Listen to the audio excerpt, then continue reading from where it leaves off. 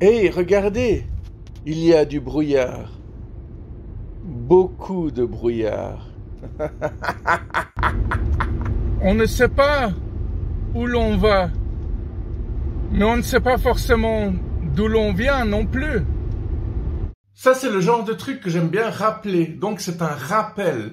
Et un rappel, ça fait tout de suite penser à fric, dette. Wow, c'est magnifique. T'as vu? Il n'y a pas que des villes fantômes. Il y a aussi des pays fantômes. Peut-être même des planètes fantômes.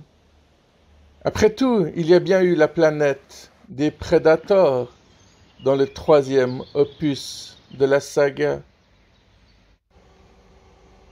Et planète fantôme, ça vous fait penser à quel film? Oui, très bonne réponse. Je l'accepte.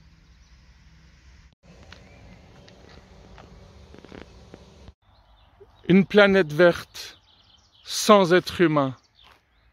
Le rêve de beaucoup de personnes. T'as vu? La Lune, elle bouge.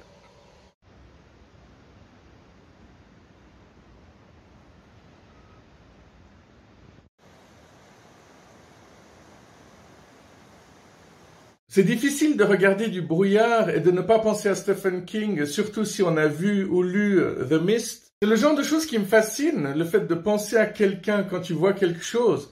Par exemple, c'est difficile de ne pas penser à It, à ça quand tu vois un clown. C'est difficile de penser à la prison sans penser aux évadés ou à la ligne verte. Quand tu penses à la guerre, tu penses à des films comme Platoon ou La Ligne Rouge, Apocalypse Now, Full Metal Jacket, évidemment. Bon, là, je suis en train de parler de trucs de boomer, hein, cela va de soi. Les jeunes qui sont tombés sur cette vidéo, ça fait longtemps qu'ils ont quitté en se disant « c'est quoi cette merde ?»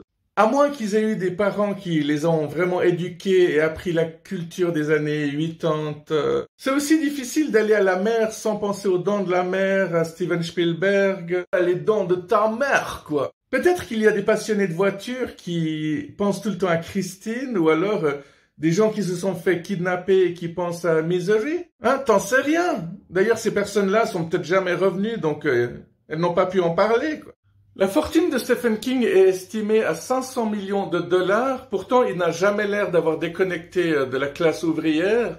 Respect. Il a écrit plus de 60 romans, donc j'imagine même pas le nombre d'écrits si on compte aussi les nouvelles. Bref, même si je suis méga fan, je sais que jusqu'à la fin de ma vie, je ne pourrai jamais lire tout ce qu'il a écrit. Quand il a écrit Carrie, il n'était pas du tout satisfait, il a tout jeté à la poubelle et c'est sa femme qui, pendant la nuit, s'est réveillée et puis elle a vu tout ce tas de papier dans la poubelle. Le lendemain matin, quand Stephen s'est réveillé, elle lui a dit « Il faut absolument que tu publies ça, je viens de lire ce livre, il est incroyable. » Mais son livre le plus vendu, apparemment, c'est Le Fléau. C'est surprenant, mais c'est un bon choix. J'ai l'impression que les profs de français ou de littérature le respectaient pas vraiment il y a 25 ans. Quand tu disais que tu avais lu du Stephen King pendant tes vacances, les profs se foutaient de ta gueule, alors qu'aujourd'hui, ça a bien changé, il a gagné énormément de respect.